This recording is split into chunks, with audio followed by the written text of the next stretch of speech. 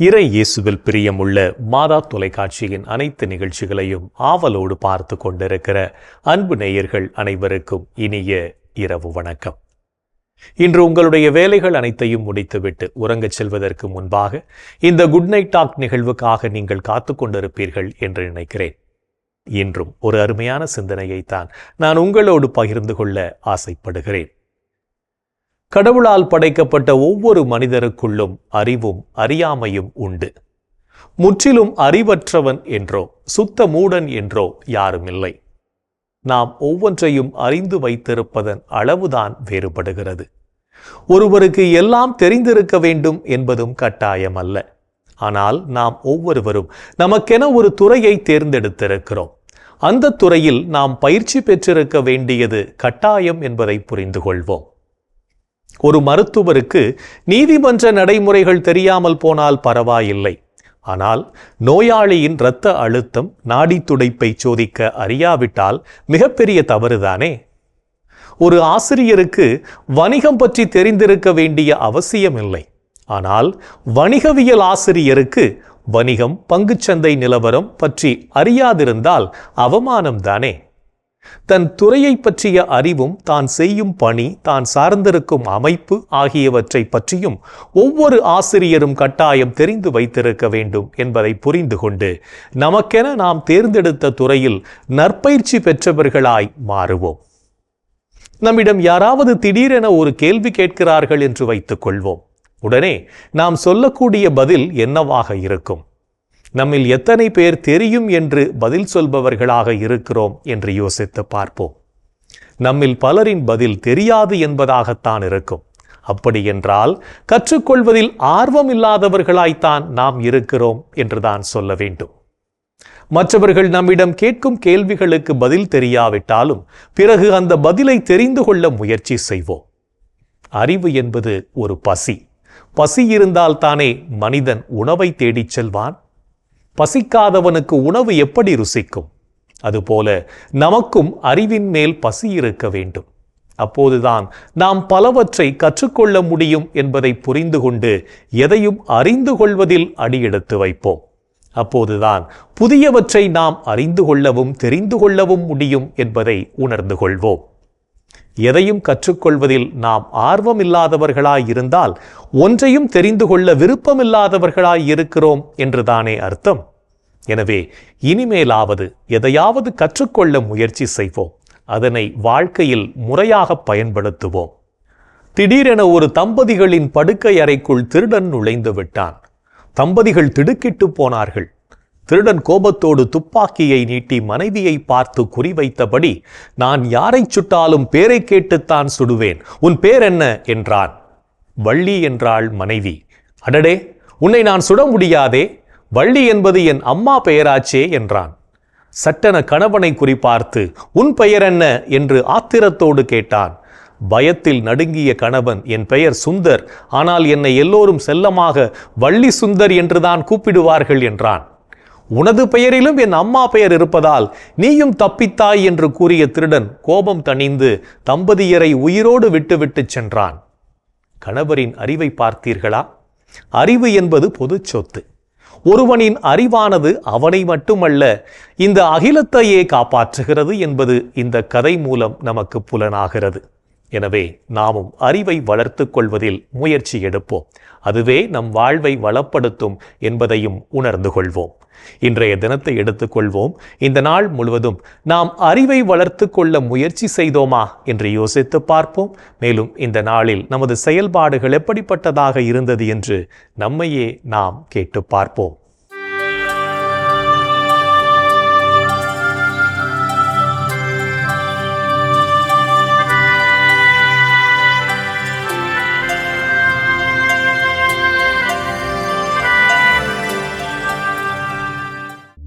இன்று நீங்கள் செய்த பாவத்திலிருந்து விடுதலை பெற்று மனம் மாற ஆவல் கொண்டீர்களா? நீங்கள் உங்கள் உடைகளை கிழித்து கொள்ள வேண்டாம். இதயத்தை கிழித்து கொண்டு உன் கடவுளாகிய ஆண்டவரிடம் திரும்பி வாருங்கள். அவர் அருள் நிறைந்தவர், இரக்கமிக்கவர், நீடிய பொறுமையுள்ளவர், பேரன்பு மிக்கவர். செய்ய கருதிய தீங்கை குறித்து மனம் மாறுகின்றவர். இன்று நீங்கள் உங்கள் மனம் போன போக்கில் வாழ்ந்தீர்களா? உன் நாட்டங்களுக்கும் வலிமைக்கும் அடிமையாகாதே. உன் உள்ளத்து விருப்பங்களை பின்பற்றாதே. என்று நீங்கள் தேவையில் இருப்போருக்கு தர்மம் செய்தீர்களா? கட்டளையை முன்னிட்டு ஏழைகளுக்கு உதவி செய். தேவையின் பொழுது அவர்களை வெறுங்கையராய் திருப்பி அனுப்பாதே. என்று நீங்கள் இறை வார்த்தைக்கு செவிமடுத்து அதன்படி வாழ்ந்தீர்களா? இறை வார்த்தையை கேட்டு அதன்படி செயல்படுபவர்களே என் தாயும் என் சகோதரர்களும் ஆவார்கள். என்று நீங்கள் மற்றவருக்கு வளர்ச்சி தரக்கூடிய செயல்களை செய்தீர்களா? ஆகையால் அமைதிக்கு வழிவகுப்பவற்றை நாடுவோமாக. ஒருவர் மற்றவர்க்கு வளர்ச்சி தருபவற்றை செய்ய முயல்வோமாக. இன்று நாம் எப்படிப்பட்ட செயல்களை செய்திருக்கிறோம் என்று நம்மையே நாம் திரும்பி பார்த்த வேளையில் பல செயல்கள் இறைவனுக்கு ஏற்புடையதாக இருந்தாலும் சில செயல்கள் இறைவனுக்கு எதிராக அமைந்திருக்கும். அத்தகைய தருணங்களுக்காக மனம் வருந்தி மன்னிப்பு கேட்டு மனத்துயர் மன்றாட்டை ஜெபிப்போம்.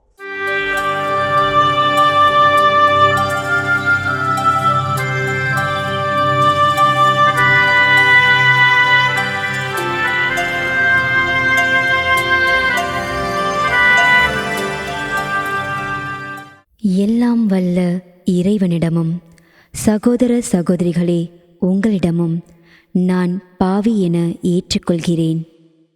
ஏனெனில் என் சிந்தனையாலும் சொல்லாலும் செயலாலும் கடமையில் தவறியதாலும் பாவங்கள் பல செய்தேன்.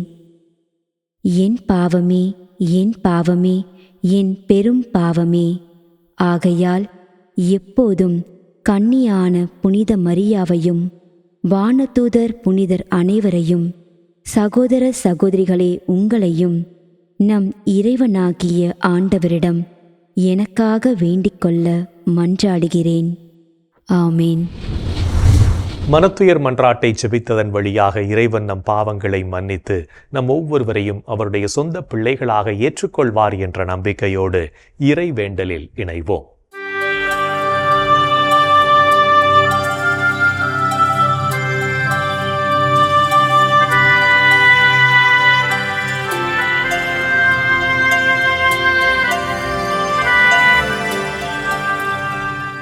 இறைவா இறைவா எமக்கு துணை புரிய வாரும்.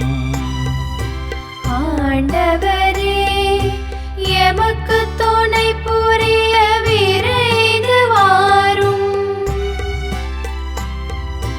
தந்தைக்கும் மகனுக்கும் தூய ஆவியாருக்கும் மாட்சி உண்டாவதாக. தொடக்கத்தில் இருந்தது போல் இப்பொழுதும் எப்பொழுதும் என்றென்றும் இருப்பதாக. ஆமென்.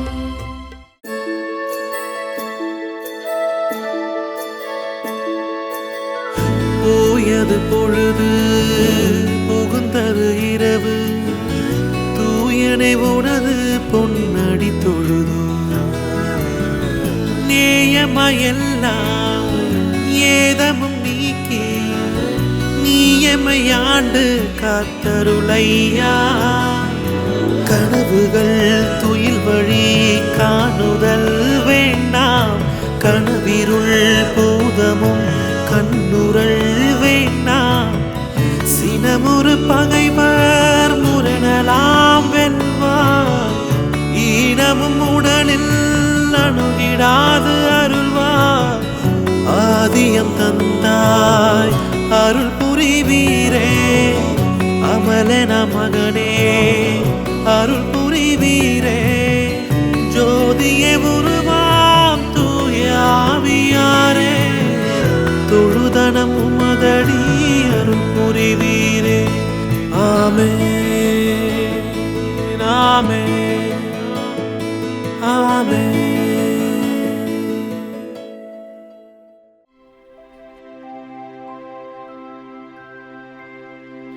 கடவுளே என்னை பாதுகாக்கும் வலிமை மிகு கோட்டையாகவும் அடைக்கலமாகவும் இருந்தருளும். கடவுளே என்னை பாதுகாக்கும் வலிமை மிகு கோட்டையாகவும் அடைக்கலமாகவும் இருந்தருளும்.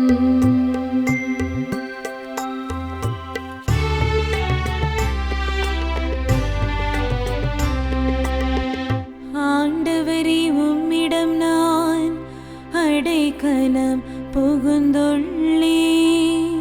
ஒருபோதும் நான் வெட்கமடைய விடாதேயும். உமது நீதிக்கேற்ப என்னை விடுவித்தருளும். உமது செவிகளை என் பால் திருப்பியருளும். விரைவில் என்னை மீட்டருளும். எனக்கு அடைக்கலம் தரும் கற்பாறையாயிரும். வலிமை மிகு கோட்டையாய் நீரிருந்து என்னை பாதுகாத்தருளும். ஆம், நீர் என் கற்பாறையும் கோட்டையும் நீரே. உமது பெயரின் பொருட்டு எனக்கு வழிகாட்டி என்னை நடத்தியருளும். எனக்கென அவர்கள் விரித்துள்ள வலையிலிருந்து என்னை விடுவித்தருளும். ஏனெனில் நீரே எனக்கு அடைக்கலம்.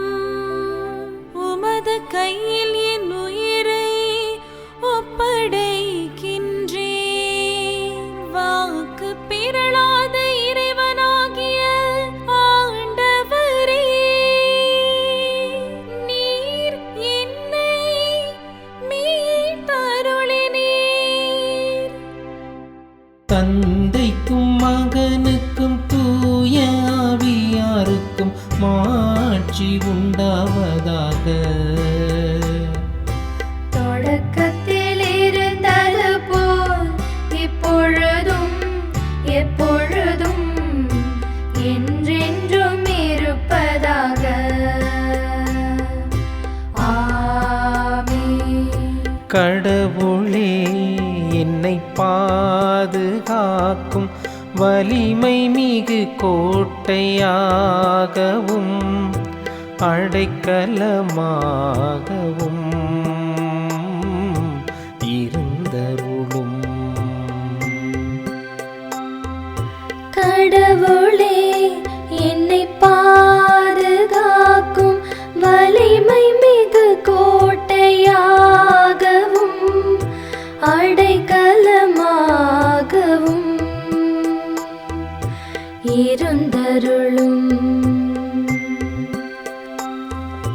ஆண்டவரே, ஆழ்ந்த துயரத்தில் இருக்கும் நான் உம்மை நோக்கி மன்றாடுகிறேன்.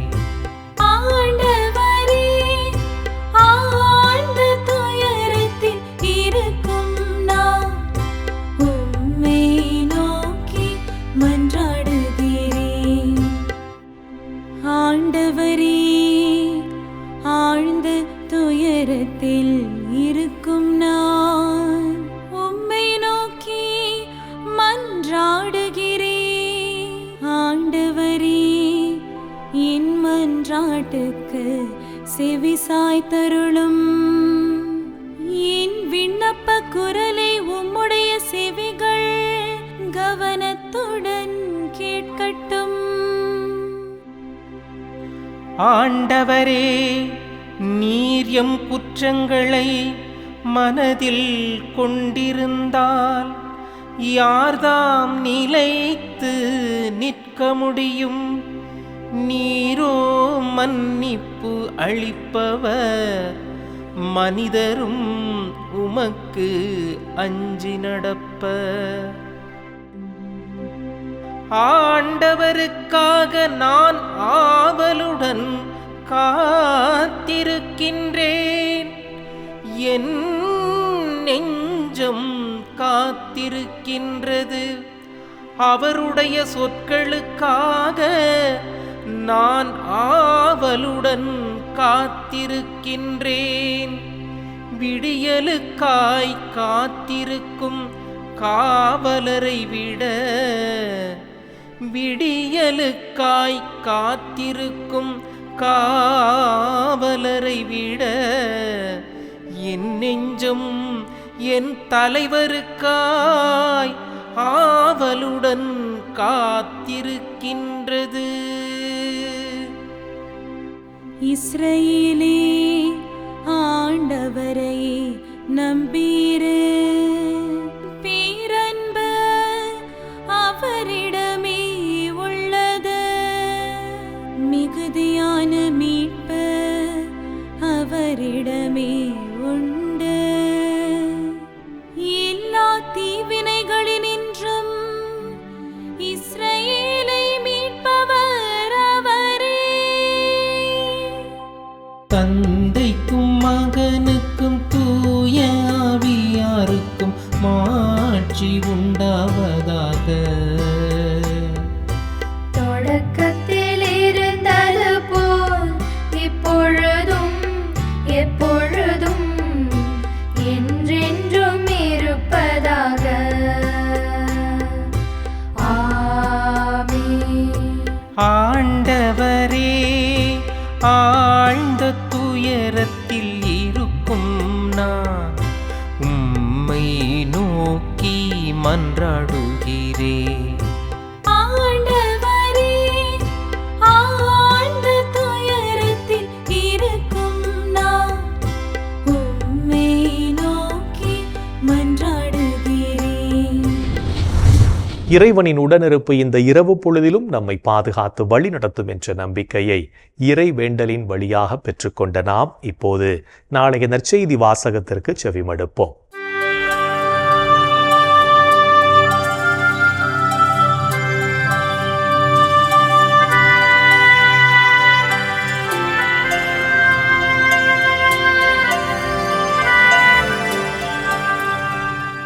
நாளைய திருப்பலி வாசகங்கள். முதல் வாசகம் சாமுவேல் 2ஆம் நூலிலிருந்து வாசகம். அதிகாரம் 7. இறை வார்த்தைகள் 4 முதல் 5, 12 முதல் 14 மற்றும் 16. பதிலுரை பாடல். திருப்பாடல். அதிகாரம் 89. இறை வார்த்தைகள் 1 முதல் 4, 26 மற்றும் 28.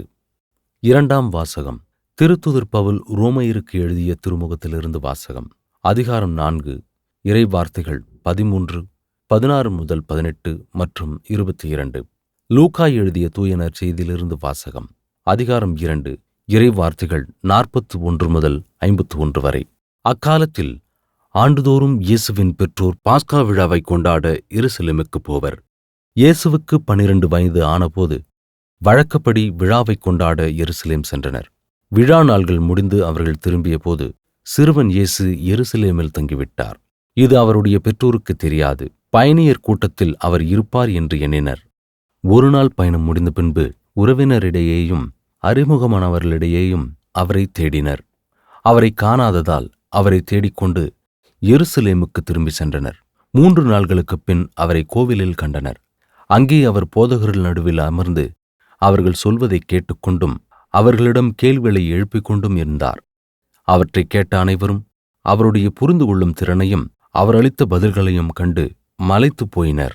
அவருடைய பெற்றோரும் அவரை கண்டு வியப்பில் ஆழ்ந்தனர். அப்பொழுது அவருடைய தாய் அவரை நோக்கி, மகனே, ஏன் இப்படி செய்தாய்? இதோ பார், உன் தந்தையும் நானும் உன்னை மிகுந்த கவலையோடு தேடிக் கொண்டிருந்தோமே என்றார். அவர் அவர்களிடம், நீங்கள் ஏன் என்னை தேடினீர்கள்? நான் என் தந்தையின் அலுவல்களில் ஈடுபட்டு இருக்க வேண்டும் என்பது உங்களுக்கு தெரியாதா என்றார். அவர் சொன்னதை அவர்கள் புரிந்து கொள்ளவில்லை. பின்பு அவர் அவர்களுடன் சென்று நாசரேத்தை அடைந்து அவர்களுக்கு பணிந்து நடந்தார். அவருடைய தாய் இந்நிகழ்ச்சிகளையெல்லாம் தமது உள்ளத்தில் பதித்து வைத்திருந்தார். ஆண்டவரின் அருள்வாக்கு. கிறிஸ்துவே உமக்கு புகழ். ஆண்டவரே, உம் கையில் என் உயிரை ஒப்படைக்கின்றேன். ஆண்டவரே, உம் கையில் என் உயிரை ஒப்படைக்கின்றேன். உண்மையின் ஆண்டவராகிய கடவுளே, எம்மை மீட்டவர் நீரே. ஆண்டவரே, உம் கையில் என் உயிரை ஒப்படைக்கின்றேன். தந்தைக்கும் மகனுக்கும் தூய ஆவியாருக்கும் மாட்சி உண்டாவதாக. ஆண்டவரே, உம் கையில் என் உயிரை ஒப்படைக்கின்றேன். நாம் அனைவரும் பணி உள்ளவர்களாக வாழவும், இறைவனுக்கு உகந்த புதிய வாழ்வு வாழ்ந்து அவர் தரும் மீட்பை நமதாக்கவும் அழைப்பு விடுக்கும் இயேசுவின் குரலுக்கு செவிமடுத்து வாழ்வோம் என்ற சிந்தனையோடு சிமியோன் பாடலில் இணைவோம்.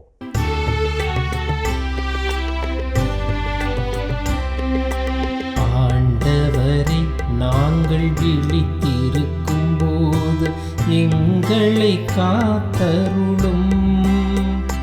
நாங்கள் தூங்கும் போது எங்களை பாதுகாத்தருளும்.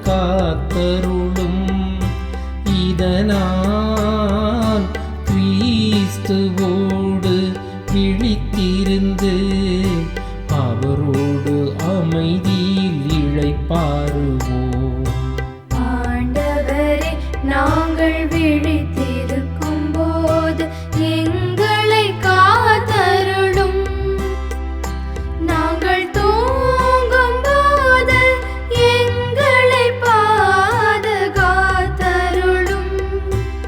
இதனால் கிறிஸ்துவோடு விழித்திருந்து அவரோடு அமைதியில் இளைப்பாறுவோம். சிமியோன் பாடல். ஆண்டவரே, உமது சொற்படி உம் அடியான் என்னை இப்போது அமைதியுடன் போகச் செய்கிறீர். ஏனெனில் மக்கள் அனைவரும் காணுமாறு நீர் ஏற்பாடு செய்துள்ள உமது மீட்பை என் கண்கள் கண்டுகொண்டன. இம்மீட்பே பிற இனத்தாருக்கு வெளிப்பாடு அருளும் மொழி. இதுவே உம் மக்களாகிய இஸ்ரவேலுக்கு பெருமை. இஸ்ரவேலுக்கு பெருமை. தந்தைக்கும் மகனுக்கும் தூய ஆவியாருக்கும் மாட்சி உண்டாவதாக. தொடக்கத்தில் இருந்தது போல் இப்பொழுதும் எப்பொழுதும் என்றென்றும் இருப்பதாக. ஆமென். ஆண்டவரே, நாங்கள் விழித்திருக்கும் போது எங்களை காத்தருளும். நாங்கள் தூங்கும் போது எங்களை பாதுகாத்தருளும்.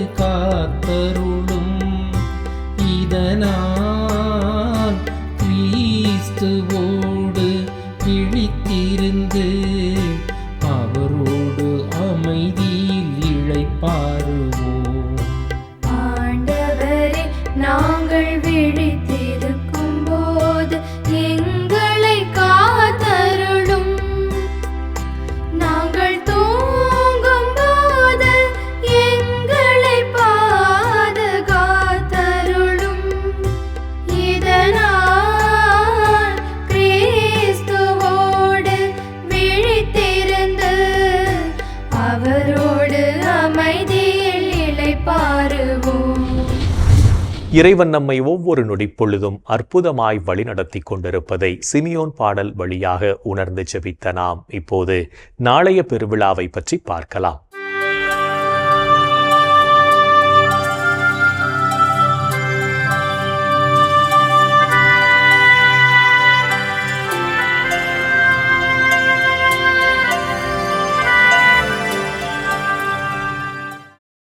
மார்ச் 19.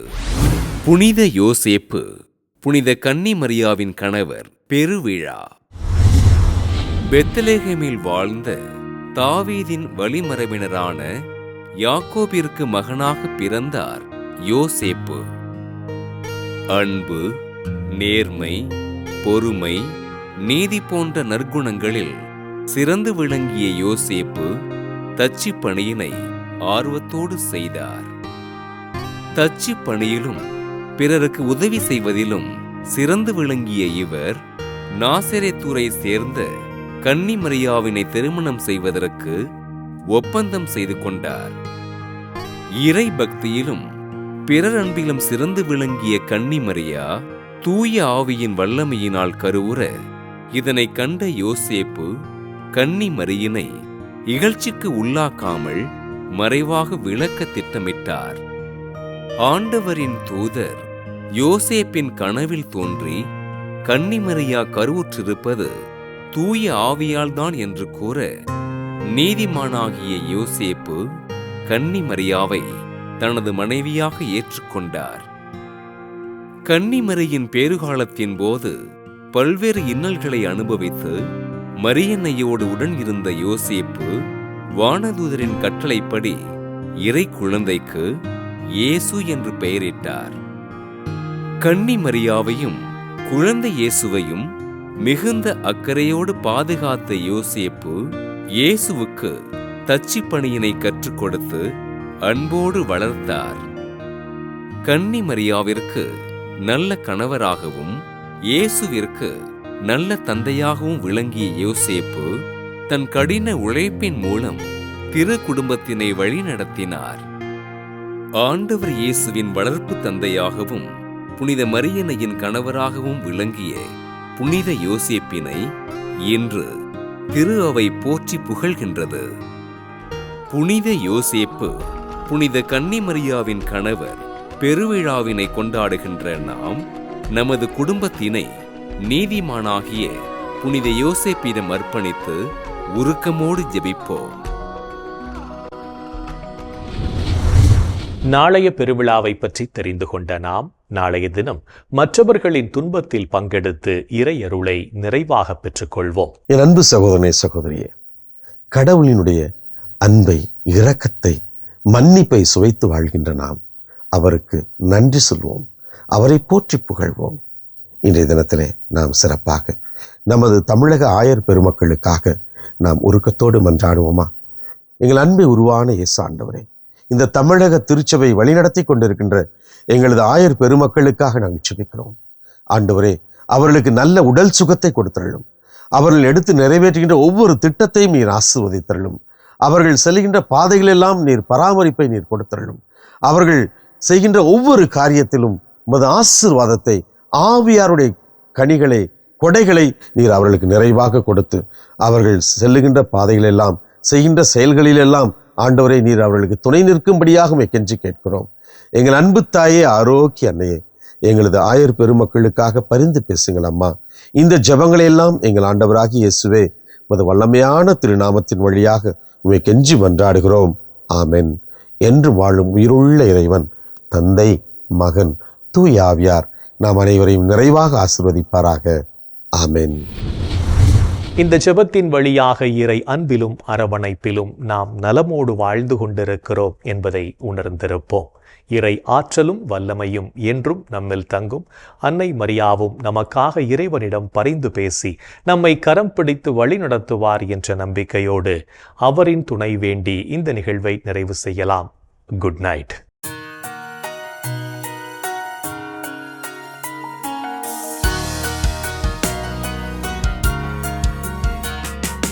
வானகம் ஆளும் அரசி வாழ்க, வானவர் அனைவரின் தலைவியே வாழ்க, இசையின் வேரே உலகில் பேரொளி உதயம் ஆகிய வாயிலை வாழ்க.